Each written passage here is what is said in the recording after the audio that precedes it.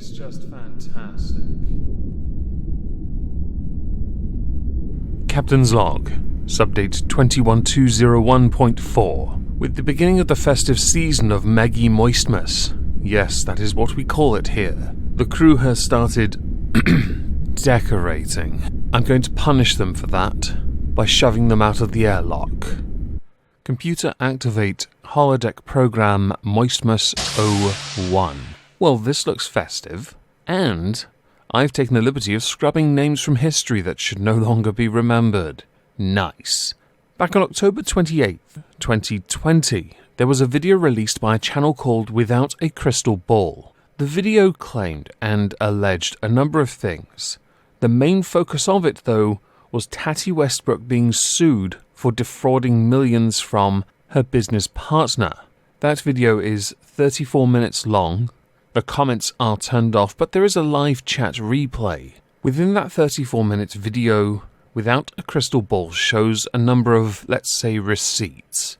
These receipts are quite damning. During the live chat replay, Without a Crystal Ball alleges that the Westbrooks are frauds. That is an argument for another day. She also alleges that information was passed to her and that this video took over a year to make, which tells you the story was dead, but because it took a year to make, no doubt it's going to be equivalent to that of Ethan Klein poning the Quartering, or Keemstar. Top shelf, right? Well, there was some fallout to this video. Interestingly though, before that, I had planned on doing a video on Tati Westbrook because I knew she was going to react, and I knew it was going to be entertaining. But then I decided, actually, you know what? I don't really be swinging my bat in the corner of Without a Crystal Ball. And allow me to explain why.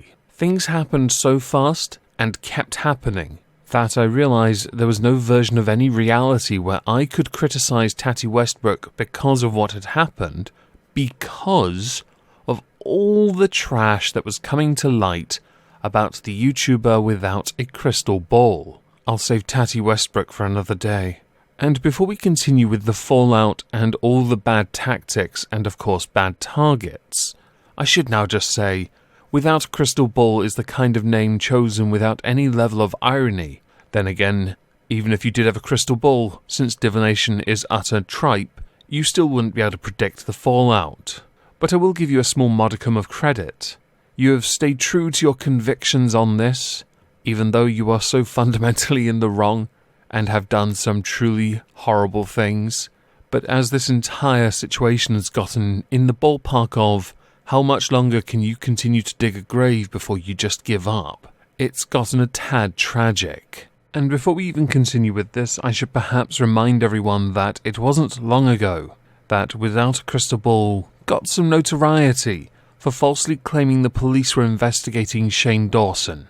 She's not the brightest tool in the shed. So who is Without a Crystal Ball? Without a Crystal Ball is a tea community YouTuber who typically does commentary on, well, tea. For those who don't know, YouTube drama is typically more commonly known as tea. But in the time she's been around, when it comes to receiving criticism, she doesn't take it very well. She has threatened to sue a number of content creators who have spoken ill against her. Get all these people out of my fucking... She's on the phone with Repzilla. Get them out of my chat, Rep. Get all these trolls out of my chat. What were my genuine question, by the way? What were my subscribers even doing that was so, like, evil? If he keeps doing this, I'm reporting this to YouTube. I'm gonna freaking sue his ass because I'm not... What? You're gonna sue me for what? Watching your stream? You can't sue me for that. You can't sue me for DMing you. You can't even sue me for showing your DMs. That's not possible. What are you talking about? She probably did report me to YouTube, but obviously didn't work because this happened like 2 weeks ago. One of her many bad tactics. Another would be doxing. You'd know all about that, wouldn't you? Without a Crystal Ball. But we have skipped ahead ever so slightly. You see, just after she made her videos on Tati Westbrook clapped back and sued Without a Crystal Ball. No doubt this because there is a case for it. A strong case. Will have, let's just say, sent the tea boomer down a rather nasty and dark rabbit hole of desperation and anger, which when coupled with other negative behavioral traits, yeah, leads to what has happened since. Without a Crystal Ball, shortly after being sued by Tati Westbrook, then started to receive criticism. A lot of criticism from commentary YouTubers. This criticism has, by Without a Crystal Ball, been conflated with attacking. Now, some have a more abrasive style, but I did watch all the videos, the major players that is, that did in fact criticize Without a Crystal Ball, and all of them were very, very polite. Granted, they will have fans that will be a little less, let's say, interested in having any form of decorum or discourse with you, so they will be a bit more blunter than the creators who themselves are quite blunt. Some of those creators did in fact reach out to you in DMs, and you attacked them. Well, not long after a number of creators made videos criticizing you for your behavior, you did in fact put out an apology. Now, deleted apology. It is, unsurprisingly, as good as every other YouTube apology ever to exist ever. Given all of this background, I would like to now address the community. Because of the immense harassment and trolling, it has been hard for me to see the real criticism from the harassment. I have for sure made mistakes by blocking subscribers and accusing them of trolling, misunderstood the intentions of commentary channels and their criticism of me while under duress because of the relentless targeting of this group. I have absolutely gotten frustrated at creators when I've seen them become weaponized against me by this group, including Emily Baker, Creepshow Art, Nick Snyder, Dustin Daly, Angelica Oles, Keemstar, Tipster, Augie, to name a few. To these creators, I'm sorry if I said things while under attack that may have been upsetting to you. Ah, that was delicious.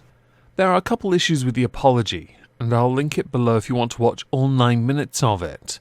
Firstly, you don't just say, I'm sorry. You say, I'm sorry, and then you add yourself to the apology, therefore devaluing the apology, which is why it is a cliche YouTuber-style apology of never truly taking responsibility for your poor decisions. You claim to be apologetic to the commentary YouTubers who called you out for your bad behavior. Well, sadly, you didn't apologize to them, as I've just said, and then you go to undo it over the course of the next month. In fact, November was your month to shine. Well, for your insanity to shine, but you shined nonetheless, like a dull bulb in a black hole. It is worth adding to this that if you had simply not apologized at all and gone dark for a couple months, this might well have gone quiet for you. But at this time of year, there are a couple factors that come into effect. If you keep going and this remains relevant to you and you really want to stay true to this, the AdSense on this is gonna be banging, right? It's not worth it though, is it? It's also not worth it when you say you're going to take accountability for your actions, treat people with respect and encourage your audience to do the same, when you, as a T channel, spend all your time criticizing other content creators, to be utterly incapable of taking criticism yourself, to the point where you go all out on the attack and seek legal routes, and some slightly illegal routes. I earlier mentioned doxing, didn't I? I like Creepshow Art. She's cute. She also makes very informative, very abrasive as well, commentary content, and she did criticize you. Many people criticized you. Unsurprisingly, Keemstar criticized you, but he takes criticism quite well. He doles it out as much as he takes it. You may not like him, but in the context of this, it's quite amusing. So you went and doxed Creepshow Art on someone else's Discord server. That's brave. And yet again, led to even bigger fallout. This fallout was, you just broke the unwritten rule of the internet. We don't dox here. We're not fond of it. It is cowardly. It is pathetic. I've made videos in the past where I have stated quite clearly my position on it. I will not, shall not, ever partake in, encourage, or be involved in any way, shape or form in doxing another person. That person's privacy is their business, no one else's. And just because they have said something about you does not entitle you to find a bad tactic to then go and, well, dox as a means to silence your enemy. Because that's why it's done in a lot of instances. You want to scare them, humanize the person criticizing so that you then can be victorious. I mentioned there are videos I've made in the past covering doxing, the most notable of which was me defending Charlie Gold when she was doxed. There are many criticisms you can levy, and levy with justification, at Charlie Gold for things she has done, said, so on. Yes, you can. Maybe I'll make a video on it. Hi Charlie, love you. She did, however, rightly criticize you during a 6-hour live show, discussing many of your flaws as a creator when it comes to, well, how you handle criticism. And I'm going to play a short clip of that because it is accurate and in the context of this video, right. I don't know. I feel like Katie understands me now. You can't control how people criticize you, and you shouldn't try to control that. The more you try to control it, the worse it's going to get for you. Yes. And the thing with Katie is I realize she will respond to everything. She doesn't pick and choose battles whatsoever. Yeah. And personally, because she responds to everything, she's the best target for a troll. But because she's the best target for a troll, she's not listening to the valid criticism. You're not always going to like the delivery of the criticism. Yeah, no. But you're not always going to like the delivery of the criticism. However, there are certain criticisms of you that I believe is valid. So sometimes I feel like you're listening long enough just for you to respond and defend yourself instead of actually listening to the criticism. And I get it. It doesn't feel... Hold on, Katie. Oh, I'm sorry. Hold on. Yeah, let her talk. Interesting, when it comes to handling criticism, there was another point made when Keemstar did in fact call her out on this, on the silencing tactics. Let me tell you a story. There's this YouTuber out there called Without a Crystal Ball who's involved in a lot of drama right now. In fact, so much drama with other creators that she's literally being sued by Toddy Westbrook. Toddy is claiming that, Without a Crystal Ball just lied and made up stuff about her to harass her or whatever. So there's a big lawsuit going on with that. Also, Without a Crystal Ball recently was flagging down some channels, claiming that leaked private information was leaked in other people's videos, which I don't believe it was. So I've been talking about this. I've been commenting about this. I've been asking Without a Crystal Ball or Katie questions about this in Twitter videos. Like, why are you flagging these YouTubers? And she just did a live stream right now where she said, when Keemstar called me out on Twitter, it made me want to kill myself.